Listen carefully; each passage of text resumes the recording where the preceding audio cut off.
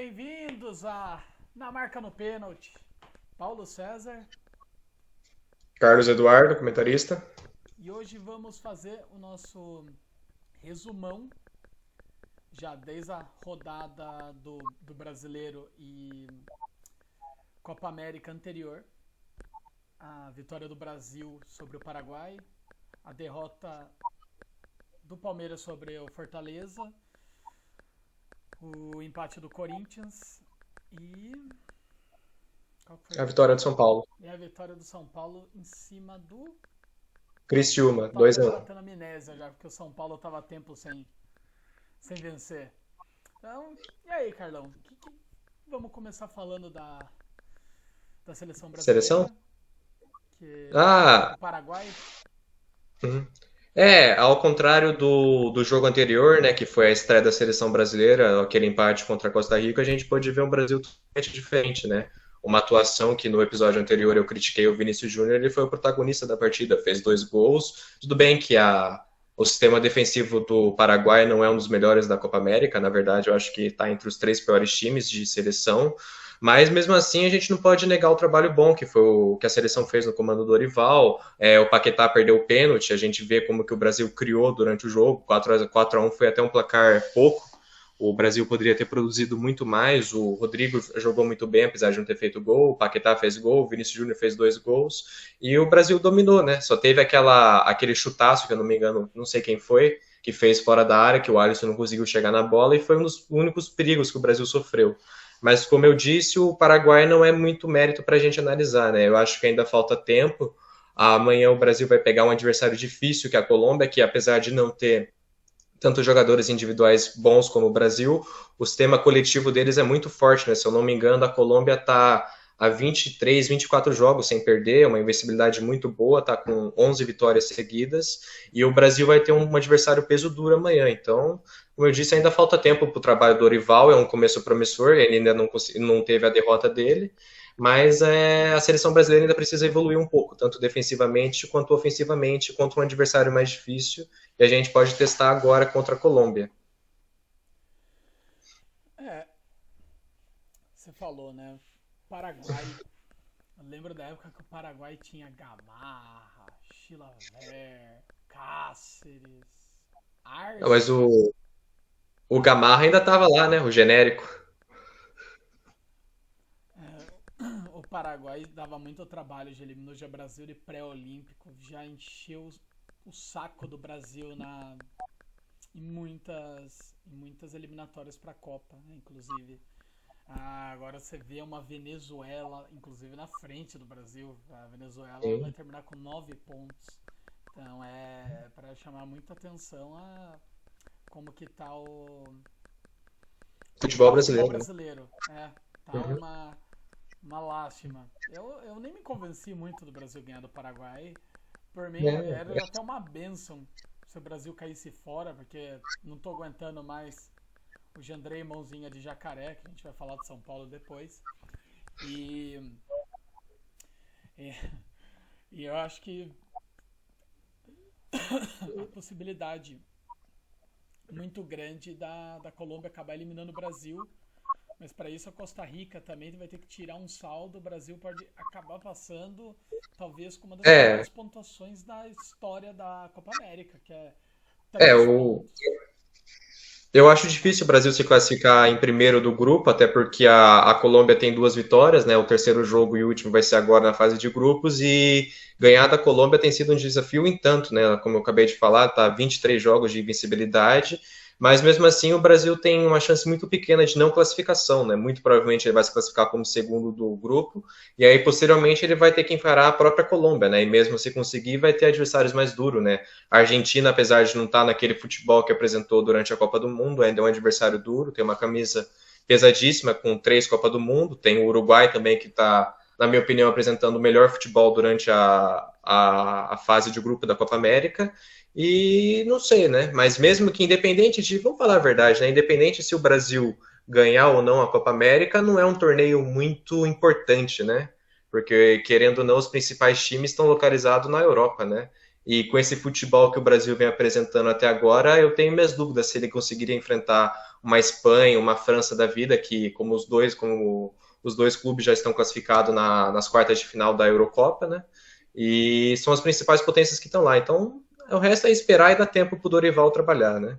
Mas com o elenco que o Brasil vem apresentando e com o futebol, mesmo com a vitória do Paraguai, eu ainda tenho minhas ressalvas sobre esse time. E aí, que nem você falou, né, do futebol brasileiro, o futebol sul-americano tá meio fraco, né? Totalmente fraco. Eu assisti jogo, observei muito o jogo da Itália, que também me lembra muito o Brasil, né? Tem uma grande tempos de glórias, né? Acho que Sim. a Itália, se não me engano, junto com a Alemanha, É é a atual eu quarta. campeão da A Euro. quarta, sim, atual. Até aí também a gente tem que olhar também a Liga das Nações, tipo a Inglaterra que caiu na Liga das Nações, Sim. mas, né, tá aí dando trabalho. Mas a Itália, ela junto com a Alemanha, os segundos que mais tem título mundial, Copa e do Mundo. você vê Uhum. numa geração que teve Gattuso, Pirlo, Gilardino, aí teve aquela época do Costa Curta, aquele time do Milan, que ele era oito nove jogadores, né, daquele Milan que pegou São Paulo em 93, jogaram a final do Sim. Tetra, né, que o Romário engoliu eles. Engoliu não, né, pênaltis, né, mas era o que ele queria, né, tirar a diferença de quando ele era do Barcelona, se eu não me engano. Sim, na Copa do Mundo. Aquele Milan fez 4-0 na final da Champions em 94, né? Em 93, quem foi o campeão tinha sido o Olympique de Marselha, mas por problemas judiciais e de questão de compra de árbitro, até de questão de propina, ele acabou sendo suspenso e foi o vice-campeão da Liga dos Campeões, o Milan, de 93, que encarou o São Paulo do Telê, né? Mas Exatamente. sim, a gente pega a seleção italiana na época da Copa de 2006, que foi o grande título que eles pegaram recentemente, tinha Pirlo, Gattuso, o Maldini não tinha sido convocado, mas o Cannavaro estava, o Buffon estava no seu auge, Totti, o Camoranese. isso, Mas eram bons acho que jogadores. o Materazzi estava também, que teve a questão polêmica da cabeçada do Zidane, o gol de cabeça que ele fez no empate contra a França na final da Copa de 2006. Então era um time muito bom, né? Tanto defensivamente, se eu não me engano, aquele time levou só 2 gols durante a Copa inteira, e um foi na final, que foi aquela cavadinha mitológica que o Zidane fez contra o Buffon. E tinha também grande poder ofensivo, né? Tinha o Totti, Del Piero, várias questão do ataque era tão bom quanto a defesa. E a gente vê agora a eliminação patética, né, que a Itália sofreu nas mãos da Suíça, porque a Suíça dominou o jogo, a Itália não conseguiu nem ver a cor da bola, teve acho que 2 chances só, o goleiro Sommer fez uma defesa, e um time, como é o atual campeão da Eurocopa, se esperava muito mais, e até agora só teve um desenvolvimento ridículo e muito abaixo do esperado. A Suíça é uma equipe que eu sempre falo, né? Que ela tem um poder, sempre teve, né? Uma organização defensiva incrível. Sim, Teve uma Copa que ela foi eliminada sem perder, eu acho que sem levar gols também. Sem perder era certeza. Acabou, e parece que ela empatou, ganhou, e aí caiu nos pênaltis numa Copa. E eu sempre falo que a Suíça, embora não tenha grandes craques, é um time funcional, é um time bem encaixadinho. jogado. Eu acho que ela vai ser a zebra dessa Eurocopa, embora eu acho que, se não me engano, ela já teve numa final com o Brasil, não foi? Com o 58, Brasil 58 foi quem? Brasil e Suécia. foi o. Não lembro se era contra a Suíça, a final que foi. Acho que foi 4-1, se eu não me engano, pro Brasil. E. Não lembro se era a Suíça, para falar a verdade, mas a gente tem que lembrar também que a Suíça ela foi responsável pela eliminação da França nos pênaltis, né? Durante a Eurocopa de 2020 2021. Foi ela que foi responsável pela eliminação das França nos pênaltis. Teve a questão do Mbappé errar o pênalti. Então é um time sempre que a gente nunca bota muita esperança, mas é aqueles times sempre que dá muito trabalho, né? E tanto a questão tem jogadores muito bons, o próprio goleiro Sumer, o Xhaka tá jogando lá também, tem até Chaka. o tá jogando, fez uma partida muito boa, por sinal. E a Itália, apesar de ter grandes nomes como o Bastioni, lá, o Donnarumma, o Calafiori também, só apesar de não ter jogado, O Chiesa, que é o grande nome de grife, teve uma atuação patética, né? Então a gente mostra muito mais como que o técnico também tem uma importância muito grande na construção técnica. Não adianta nada você ter muito jogador bom e na hora do vamos ver ninguém faz nada. Não tem entrosação, não tem sistema defensivo, não tem reposição de bola. Só para confirmar, a Copa da Suíça foi em 1954. A Suíça ela foi Hum, sede. E em 1958 o Brasil ele ganhou da Suécia, se não me da engano. Suécia. A Copa foi lá na Suécia, mas ganhou da Suécia. E em 62 foi Tchecoslováquia, que hoje nem existe mais. Nem existe mais, É para né? você ver.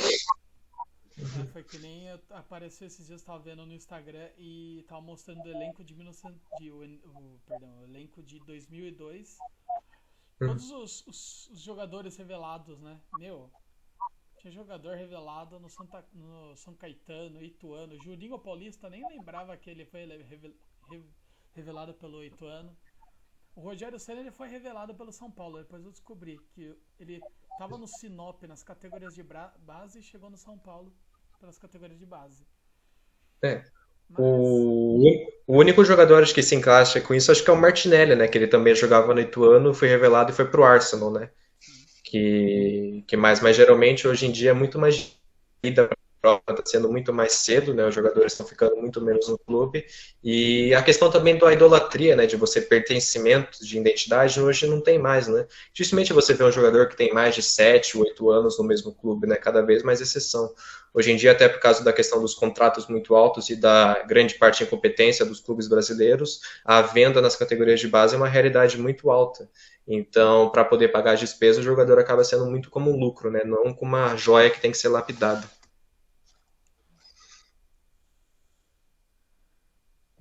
E aí fica esse negócio igual o time do Fluminense, né? Os jogadores um pouco acima da idade pagam o preço agora. Que é a coisa que eu É, não consigo entender como um time ganha uma Libertadores e fica em último colocado agora, né?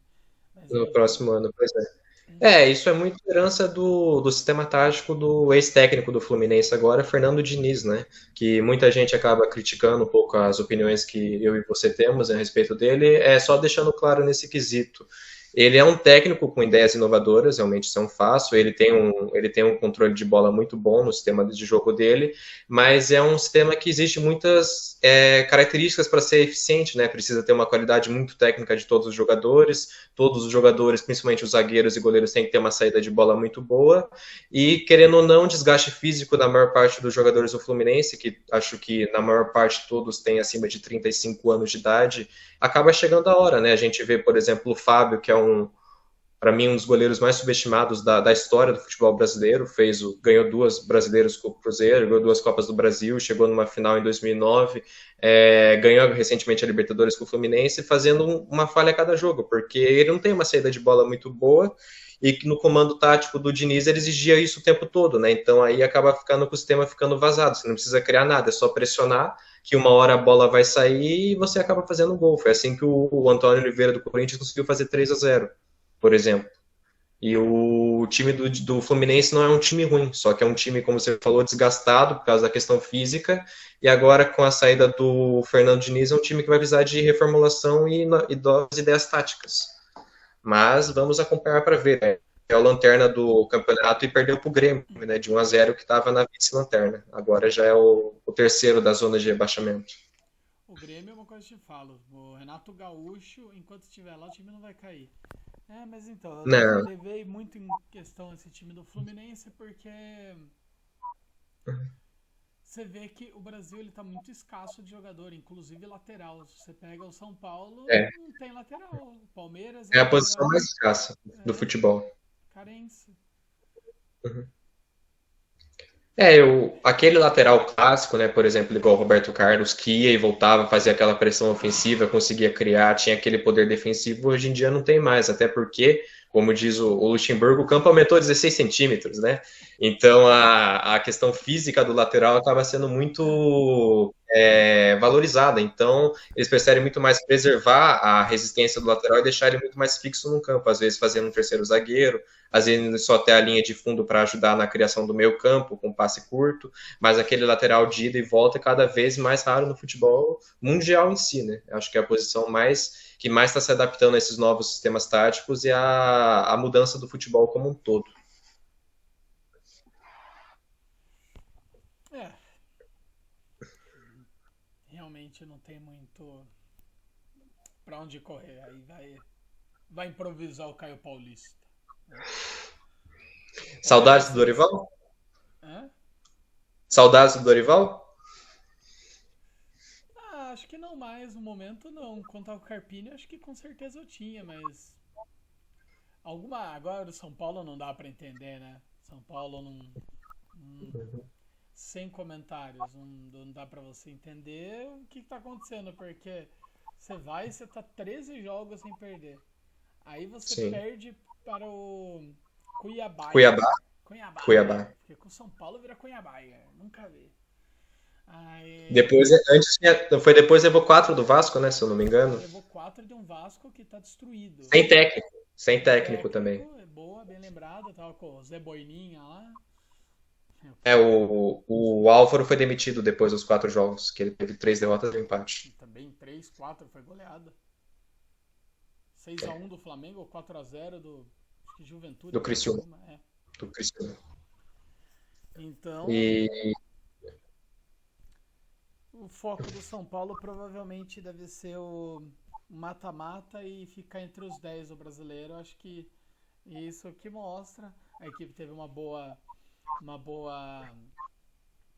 atuação contra o Bahia. Bahia. Já contra o Criciúma, tava naquele negócio de tipo assim, tá, vamos meter 2 gols e relaxar.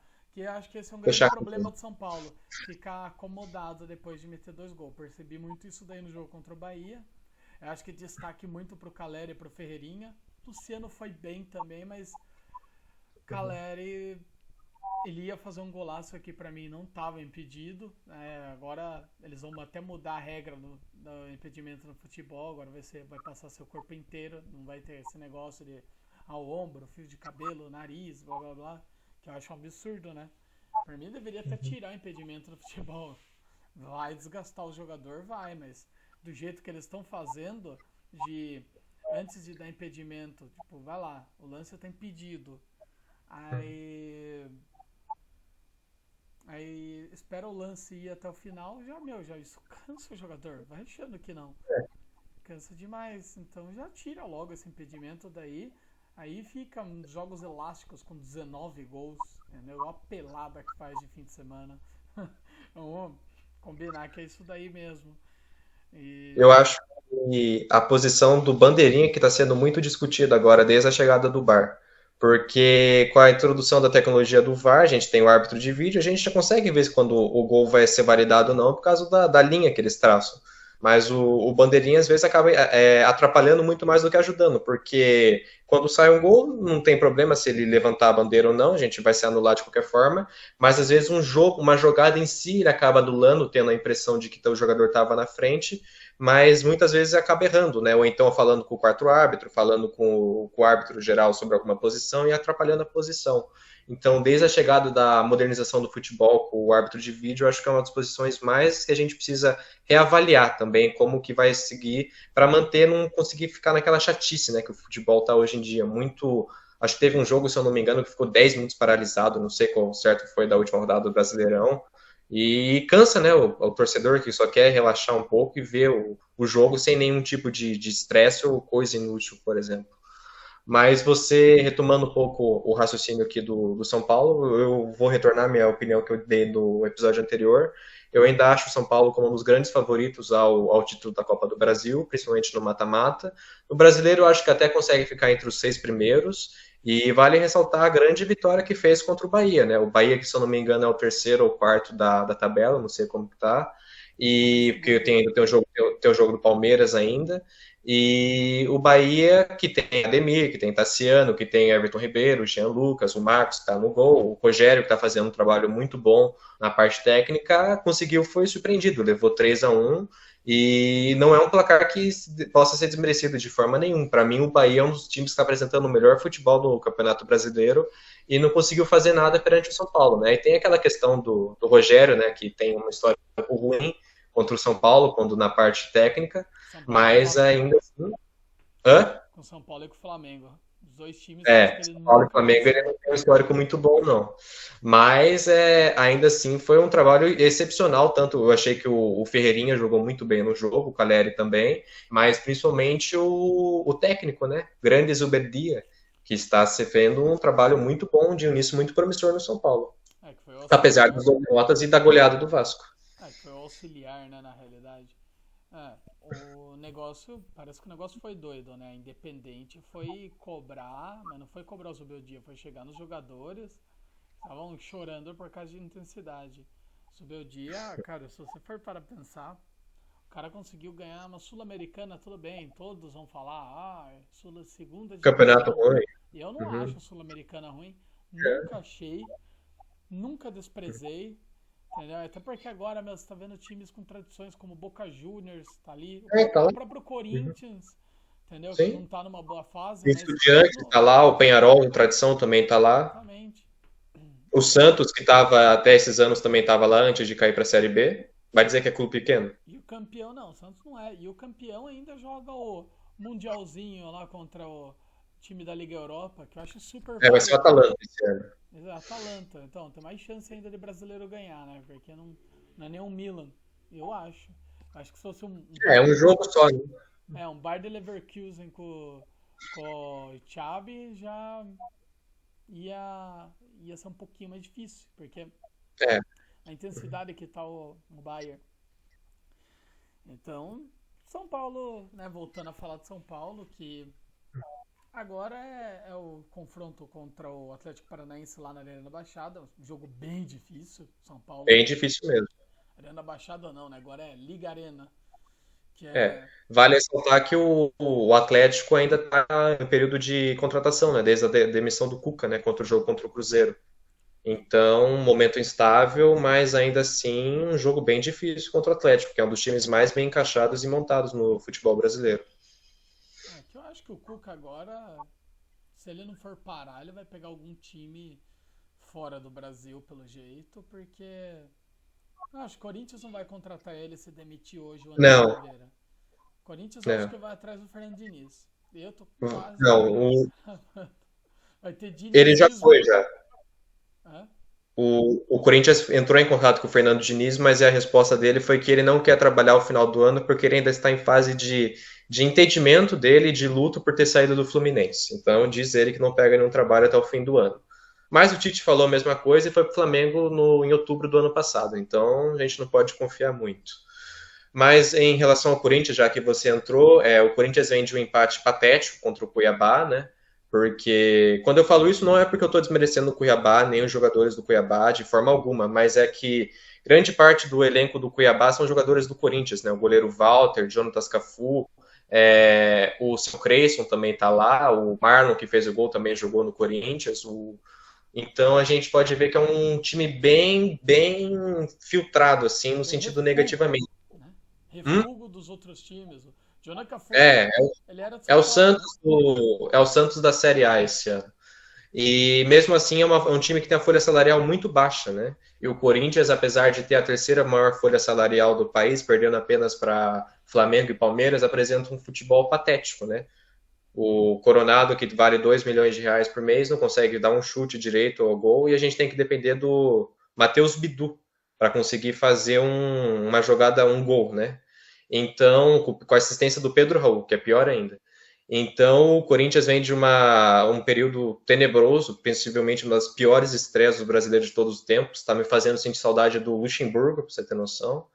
E a saída do Antônio Oliveira é praticamente certa, não tem muito questionamento.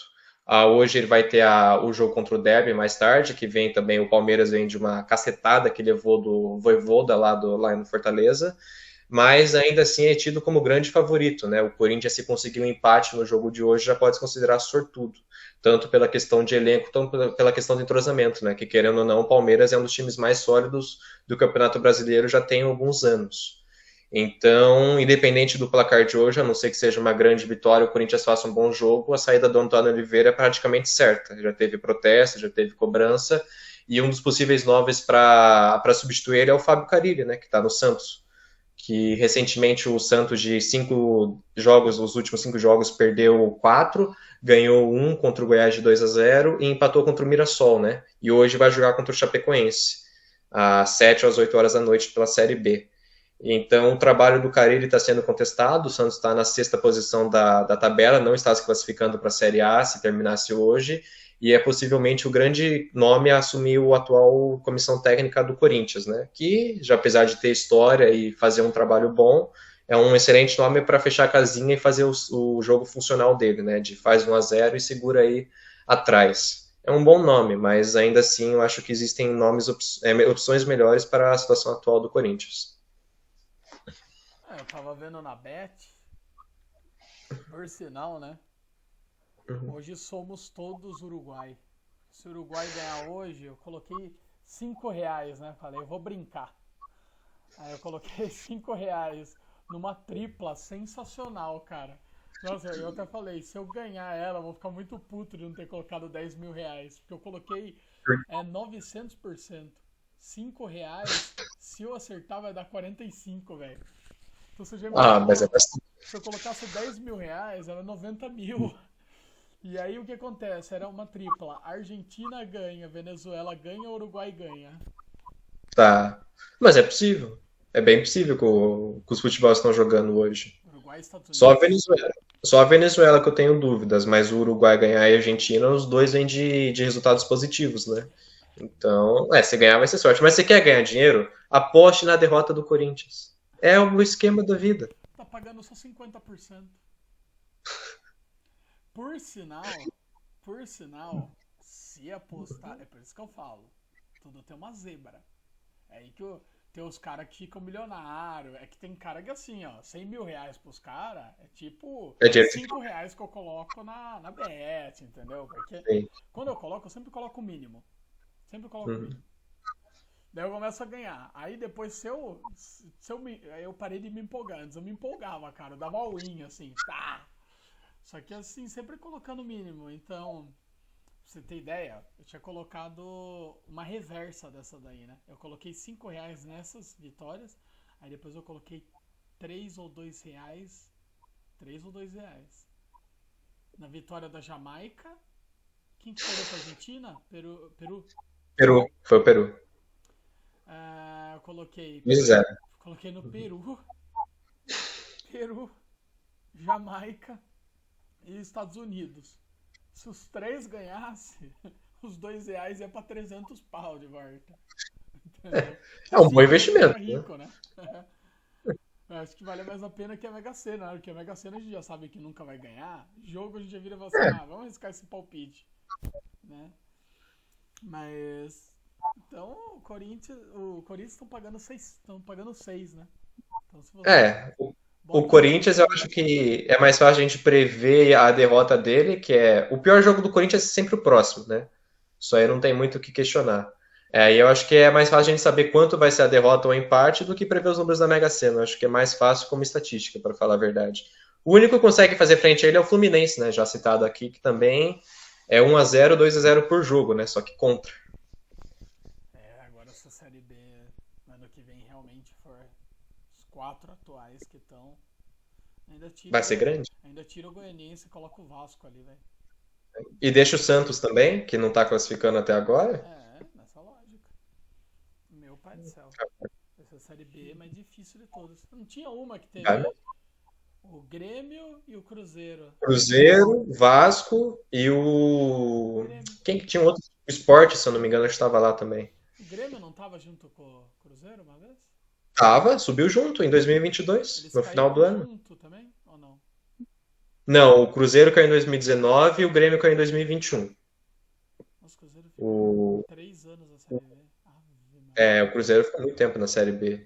E o Cruzeiro, apesar de ter ficado 4 anos na Série B, ainda assim tem esqueceu do que é, né? Porque apesar de estar com um trabalho muito bom, na minha opinião, do Seabra, já quer demitir ele como comissão técnica, né? O Cuca até foi um dos questionados para assumir o lugar dele, mas são só rumores. Até agora o Seabra continua forte na comissão técnica e o Cruzeiro vem grande como grande nome também na contratação de um jogador do Flamengo, né? O Gabigol, que desde o investimento do Pedrinho e a contratação do goleiro Cássio do Corinthians estão forte na questão do sentido financeiro. Teve a ligação do Alexandre Matos, também do Palmeiras, que a gente falou do podcast passado, e é um dos cotados principalmente para assumir a contratação e tomar ele como 9, né?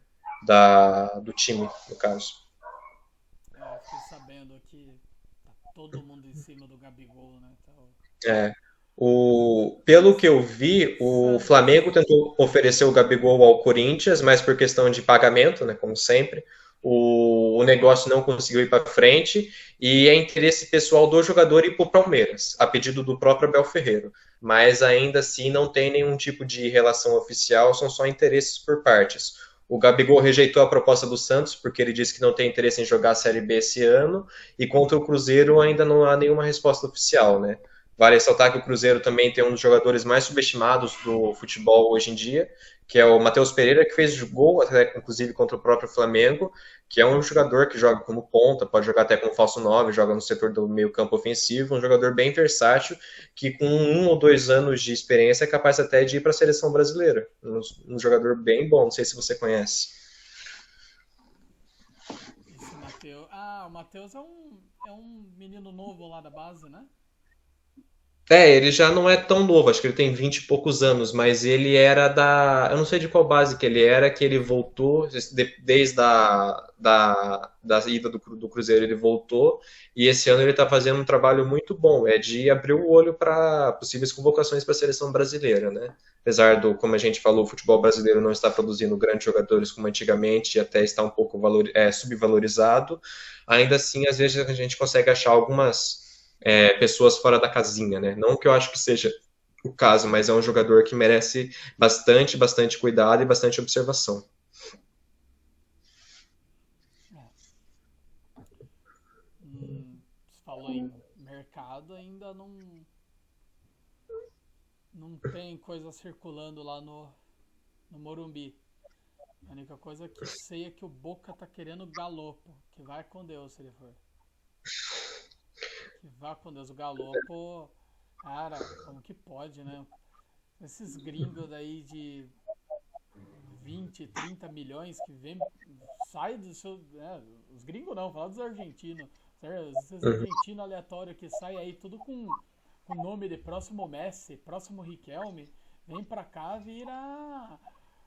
Enfim, não vamos citar pra não O dar Rames se processo. encaixa nessa classificação? O Rames é o que o professor falou. Eu só concordo. O Rames não é jogador pra marcar. O Rames é igual o Ganso. Tem que ficar andando em campo, receber a bola da tacada driblar e deixar o cara no gol. É esse o jogo do Rames. Você pode ver a Colômbia. Mas ele fez um bom jogo, o último jogo que ele fez na Colômbia. Ele conseguiu participar bastante na criação de jogo. Acho que ele é um jogador de seleção mesmo, porque de clube pelo São Paulo, realmente ele tá devendo bastante mesmo, né? Na verdade, ele já tem vivendo do gol de Copa que ele fez em 2014, já tem praticamente uns 10 anos já, né? Que desde aquele jogo ele nunca mais foi aquele Rames Rodrigues, né? Que criava, que articulava, passava, conseguia finalizar aquele 10 raiz mesmo. Então, acho que vem sendo uma das grandes decepções do São Paulo mesmo. Acho que, não sei se vocês esperavam muita coisa esse ano dele, né? Mas eu lembro que ano passado, quando ele foi disputar contra o Corinthians na Copa do Brasil, ele era uma das grandes, os grandes favoritismos do jogo, é que ele ia matar e decidir o jogo. Eu esperava do Rames um cara pontual para substituir o Lucas. Ser bem sincero. E quando eu achava que o Rames ele ia jogar mais bola que o Lucas. Os dois eram juntos, aí o Lucas mafou lá na Ah, Europa, né? Só que a identificação do Lucas, o amor pelo São Paulo, né? Conseguiu a Copa do Brasil, que, por sinal, né? Você tinha até citado que São Paulo vem forte na Copa do Brasil. Eu já acho que São Paulo vai focar nos dois mata-matas, mas eu acho que ainda a chance da Libertadores nossa talvez seja um pouco maior do que a da Copa do Brasil. Copa Você do acha? Brasil, Copa do Brasil ainda vai ter um Cruzeiro que tá bem, Ah, uhum. entre outros times. Então, já não sei te dizer. Semana que vem, É, se eu não me engano, joga o Atlético Paranaense e Ipiranga. O Grêmio e o Internacional também devem jogar. O jogo parece que vai ser no final de semana. E acho que é o jogo da sim. volta, né? Realmente, a Copa do Brasil. É que já tem algum tempo já que a Libertadores vem sendo dominada pelos times brasileiros, né? Um dos principais motivos dos argentinos ficarem bravos com a Conmebol é que já tem, por exemplo, 5 anos seguidos que o campeão foi time brasileiro, né? E dos cinco, quatro foi finais entre times brasileiros, né? Foi o Palmeiras e Santos, o Flamengo e Palmeiras, depois teve o Flamengo e o Atlético Paranaense, aí ano passado foi o Fluminense e o Boca, o Fluminense saiu vitorioso e vamos ver esse ano. Mas os grandes favoritos mesmo é os times brasileiros, né? Flamengo, Palmeiras, o próprio Atlético vem forte. E tem o São Paulo, né? Apesar de eu achar que não é um time, como você falou, que não é um dos grandes favoritos, mas eu ainda acho que é um time que é um candidato possível à vaga de campeão. E na Libertadores eu acho que consegue chegar numa semifinal, assim, quartas de final, sem nenhum tipo de problema. Se não pegar um time muito forte, né? Eu acho que a Libertadores ela virou muita patifaria. Porque na época que o São Paulo foi campeão, né, faz tempinho, você tava nascendo, eu acho. ó, Eram quatro que iam só. Desses quatro, três iam direto, um ia pra fase pré-Libertadores. Então agora fica esse negócio daí de G6, G6, Já sei. podendo virar Campeão da Copa G9, do Brasil também, podendo virar G9. Se o time ganha Copa do na Brasil, Sul-Americana, Brasileiro e Libertadores, já abre o quê? Mais duas vagas, né? as duas vagas. E aí se o do segundo até o oitavo ganhar a Sul-Americana, vira G9. Então, pra você ver como está, né? É, O brasileiro só não ganha a Sul-Americana, né? Incrível, pra você ver. É, o futebol brasileiro ele é muito 880, né? Tá ganha, acho que os últimos 5 anos ganhou todas as Libertadores, mas nos últimos 5 anos acho que só o Atlético Paranaense que ganhou a ganhou a Sul-Americana. Sul-Americana. Que ano que foi? 2019, eu acho. Não, Foi bi. 2021. Foi Não bi. lembro. Foi bi. Foi porque em 2019 eles ganharam a Copa do Brasil, que era o Thiago Nunes, que era o técnico. Isso, e daí o Alberto Valentim foi lá e entregou a Recopa pro Palmeiras. É, grande Valentim. Fora de campo, ele é um homem respeitável. Hoje é técnico do Ituano, né? Mas hoje, e aí o Santos joga hoje com Contra o Chapecoense. Chapecoense. Chapecoense que, se eu não me engano, tá no Z4 da Série B, né? É das piores campanhas, eu acho, que tá fazendo na Série B, é um dos fortíssimos candidatos até a cair para a Série C. Então, o Santos tem uma obrigação hoje no jogo de ganhar e garantir a entrada e permanência no G4, né? Porque está aí na sexta posição da Série B. E muito possivelmente esse jogo sejam os responsáveis também pela presença ou demissão do Fábio Carille na comissão técnica do Santos. Que a Série B você falou, né? A Série B ela é muito 880 também. Ela é assim, ó, você perde um jogo, você vai lá pra baixo. É. Você vence um Série jogo. B é um campeonato muito difícil para a gente parar para analisar, né? Eu lembro até que quando teve aquele meme, acho que foi do Carlos Alberto, falando que se o Real Madrid viesse para a Série B, ele não ia conseguir classificar. E apesar de ter sido uma fala absurda, o que ele principalmente quis dizer foi que, por não ter investimento, não ter muito recurso de televisão, não ter direito de imagem, a distância ser muito grande de transporte, como o país basicamente tem uma extensão continental, o transporte acaba sendo muito caro, não tem recurso, a folha salarial é muito baixa. Então, o time é um campeonato muito equilibrado, né? A gente pode ver o próprio Santos, o Cruzeiro, o Grêmio quando estava lá, o Vasco, né? Apesar de ter ficado muito pequeno com o decorrer do tempo, ainda assim é um time muito grande, tendo muitas dificuldades contra times de interior, né? O Mirassol dá muito trabalho, o Guarani tem uma forte presença, apesar de também estar mal esse ano, a Ponte Preta acaba sempre sendo um Novo carrasco para vários Horizontino. times. Hum? Novo Horizontino. Novo Horizontino também. E até os times agora lá do interior, por exemplo, o time de Ponta Grossa, o Operário, está indo muito bem. Tem um Avaí também, que tá indo muito bem esse ano, que está liderando a competição, que está dando muito trabalho. Então é um campeonato que a gente pode esperar muita coisa, né? A gente acaba tendo uma previsão do que vai ser, mas às vezes a força da camisa ela não acaba sendo suficiente para garantir o resultado e classificar, por exemplo. É. E eu só confirmei aqui a Copa do Brasil. Juvenal, o Juventude Internacional. Esse ainda vai ter jogo da ida e depois a volta. E jogos da volta são o Atlético Paranaense, favorito contra o Ipiranga. Até me chamaram Sim. para ir para Curitiba, que inclusive vai ser no dia 13 do 7, dia mundial do rock and roll. E vai ser num sábado às 6 horas, lá na Liga Arena. Até cheguei a ver ingresso, mas eu acho que eu não vou mais para Curitiba. Eu gosto do Atlético Paranaense. Sempre gostei, né, dos times do Paraná, foi que sempre gostei. Era uma época que Paraná e Curitiba davam muito trabalho. E Sim, ganhou o Atlético foi campeão brasileiro em 2001, se eu não me engano. com Dagoberto, Ilan, Washington, companhia. Né? O Dagoberto, você gosta dele, né? Deu muita alegria. Um dos jogadores mais subestimados do São Paulo. Ninguém Concordo. reconhece ele hoje. Concordo mesmo. E Grêmio Eu vi e uma Inter, comparação encerrando. que falaram que ele era pior que o Dudu, por exemplo, hoje em dia. Fiquei questionando se realmente é tão questionável essa afirmação assim, para falar a verdade. Eu acho o Dagoberto um dos jogadores mais subestimados mesmo do futebol, um dos mais importantes para a história do São Paulo em si. Já que tocamos nesse assunto, para finalizar, para finalizar,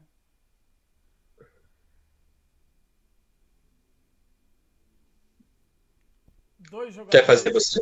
jogadores. Você que sabe. Se quiser me perguntar, Ah, não tem problema. você que sabe. Manda bala. Tá. Para você, então, na passada você perguntou para mim três jogadores subestimados, sendo dois jogadores e um técnico dentro do Brasil, e três jogadores subestimados, né? Dois jogadores brasileiros e um técnico superestimados. Então, para você,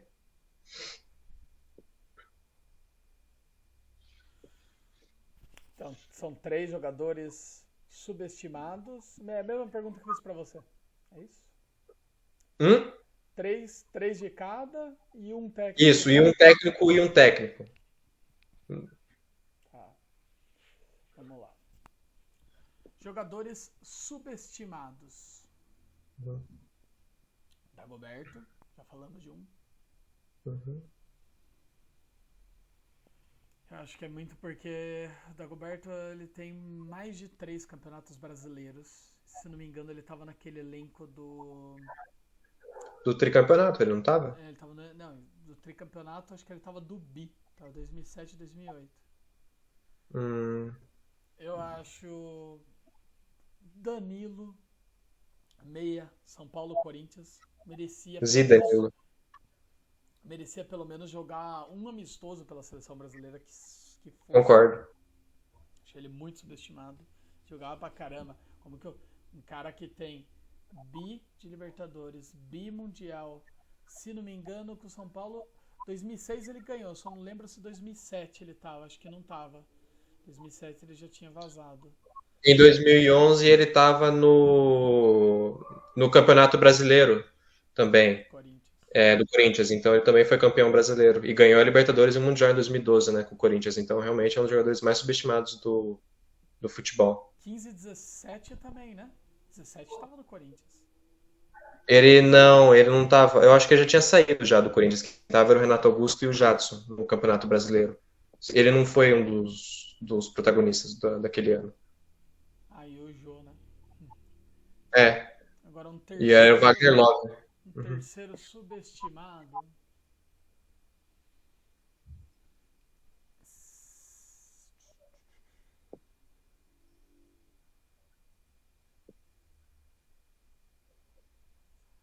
Nossa, Posso falar para te ajudar?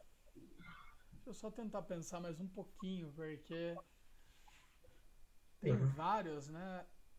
Eu acho.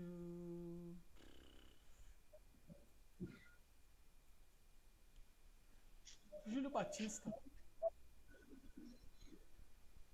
Bom Júlio nome. Batista. Acho que o Júlio Batista, ele jogou uma Copa, se eu não me engano. Ou nem jogou. Isso que eu tô tentando Acho que nem lembrar. jogou, pela verdade. Mas ele chegou a jogar. Tinha uma época que ele tava voando na Roma e no Sevilha. Sevilha, se ele foi de Sevilha. Enfim, eu acho ele subestimado porque eu acho que ele é um cara assim também de pouca mídia, de Concordo. pouco falada, porque ele chegou, ele voltou, ele tava naquele time bi da. Não sei se era bi brasileiro ou bi Copa do Brasil do Cruzeiro. Ele tava naquele time que era o Dagoberto, Do... o Borges. Eram três Uhum. em São Paulo, entendeu? E o Everton também tava lá, se eu não me engano. Everton Ribeiro, Uhum. ele e o Lucas Silva. Daí o Lucas Silva foi pro É. Real Madrid depois. Lucas Silva tá ainda, tá? Só que tá mal hoje em dia, mas ainda tá jogando. Mas depois, né, que ele voltou no Cruzeiro. Ele tá lá agora. Tá fazendo volante lá. Só que. Um técnico subestimado. Essa você talvez vai cair pra trás que eu falar, mas eu acho que pra quem teve Jair Ventura, pra quem teve Roger Machado, pra quem teve Carpini Diniz, eu acho que Alberto Valentim foi subestimado, até porque ele fez um trabalho bom no Palmeiras Fez. um tempo atrás, e só que aí o Palmeiras está vendo atrás de um treinador. Tô tentando lembrar quem que veio no lugar dele, mas foi Não foi algum. o Cuca? Então, acho que era. Foi algum técnico desses grandes aí, não sei se era o Cuca ou se foi o Felipão, né, que veio primeiro em 2000 lá da época do Fala Muito, 2010. Eu acho que era o Felipão mesmo, agora eu tô pra pensar. Fala muito, era o Felipão que tava. Agora, superestimado, já vou internacionalizar um pouquinho. Eu, Tá bom. eu acho Haaland. O pessoal falava como Deus, só que o cara fazia uns gols tipo Washington, que esse aí é um subestimado. Washington, coração valente, eu acho. Jogou muito no Fluminense. Jogou no Atlético Paranaense, ele era um ótimo 9. É, Sim. agora, outro superestimado, o Bellingham, não acho tudo isso daí como falam. Bellingham, não é. Bom, já são dois que eu falei e Um técnico agora? não, acho que tem mais um. Eu acho Hendrick, por enquanto. Polêmico. Eu acho, porque os caras estão falando tanto dele, mas e aí?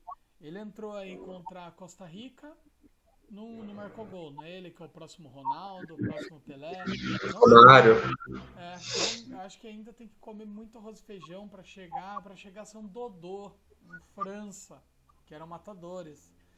Grande. Um amoroso da vida. Um amoroso, outro subestimado também. Concordo? Na Concordo. realidade, o que acontece? Naquela época tinha jogador de futebol, hoje não. Era o que eu tava falando. Com quem que eu tava. Com quem que eu tava falando? Eu tava tentando lembrar se era com meu pai ou com alguém de fora. O futebol hoje, ele saiu da verdadeira origem. Ele virou um negócio muito produto por causa desses negócios de aposta, obviamente. A gente não Sim, sabe se isso manipula ou não, mas a gente sabe que tem um monte de jogador que tá no meio, né? De coisa sim. suja, né? Não vou nem citar nome porque. Recentemente o Paquetá, próprio jogador da seleção brasileira. Exatamente. E, e aí você pega, por exemplo, tava falando do Caleri, era com meu pai mesmo. O Caleri, ele é camisa 9, cara. Ele é Caleri, camisa 9, tipo Washington, tipo Luiz Fabiano, que assim, ó, precisa da tacada de bilhar do lado pra fazer o gol. Entendeu? Pra você ver, olha o Luciano. O Luciano, ele é atacante, cara. Aí enfiam ele de Sim, camisa 10, o time não joga nada. De meia, porque não tem parte de criação. né? Precisava de mais dois, três Lucas Moura, cara que sai rabiscando tudo, sabe dar aquele tapa certinho, né? Que é aí que entra o Rames na jogada, tem que ficar atrás do Caleri para lançar o Caleri para ele fazer o gol. Aí o Caleri não, o Caleri ele vai lá, ele briga com três atacantes, com três zagueiros, os três zagueiros vêm em cima dele, marca ele, anula ele, enche o saco, ele volta pra marcar, entendeu? Meu, nunca que um 9 tinha que voltar pra marcar. Com esses tempos daí que começou isso. Tem lateral pra isso. O lateral, E o Gabriel Jesus?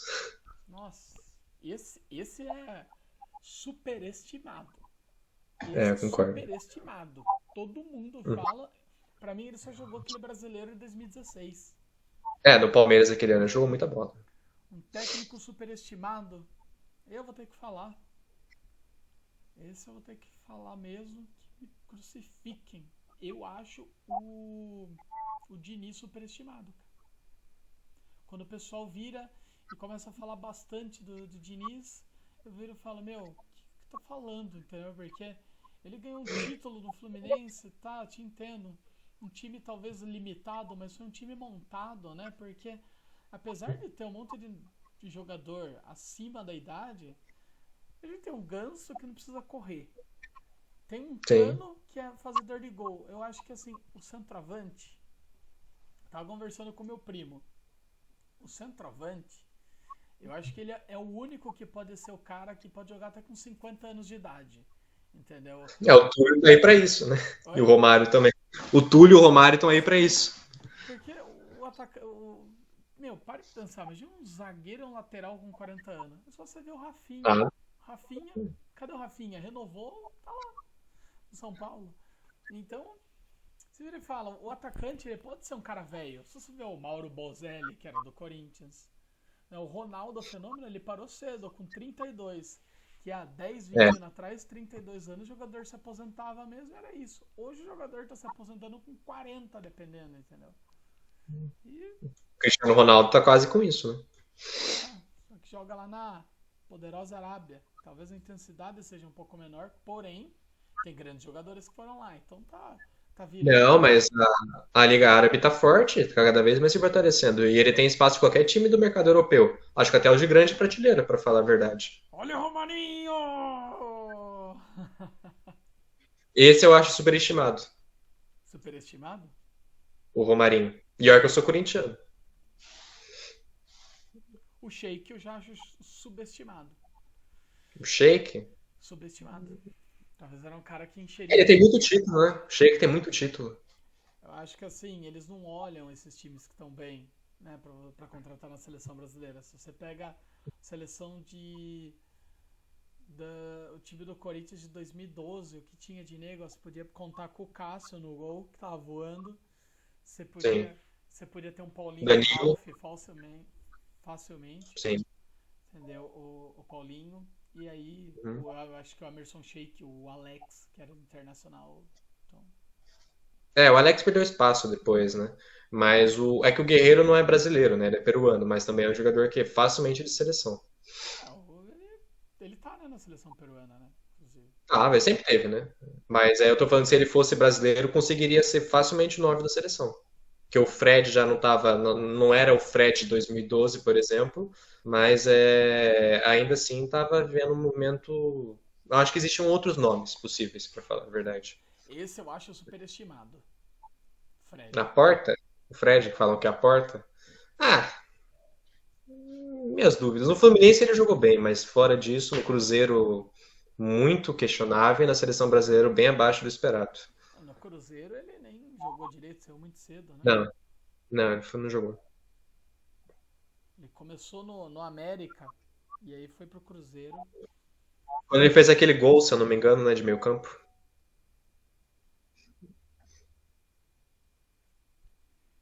Ah, é. Eu lembro desse gol. É. Golaço, personal. É, foi o gol mais bonito mesmo. Um dos gols mais bonitos que eu vi, foi aquele lá.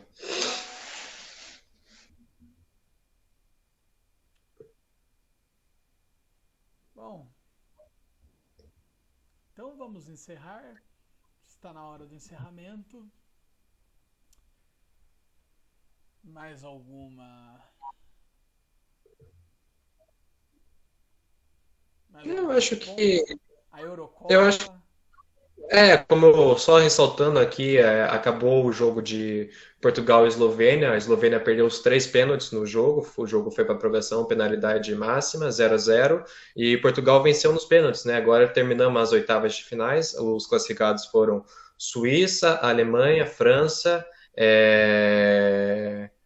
quem mais foi? Espanha também, e agora Portugal, né? Acho que foram todos que eu falei, se eu não me engano. E a Inglaterra, que venceu de 2-1 na prorrogação contra a Eslováquia.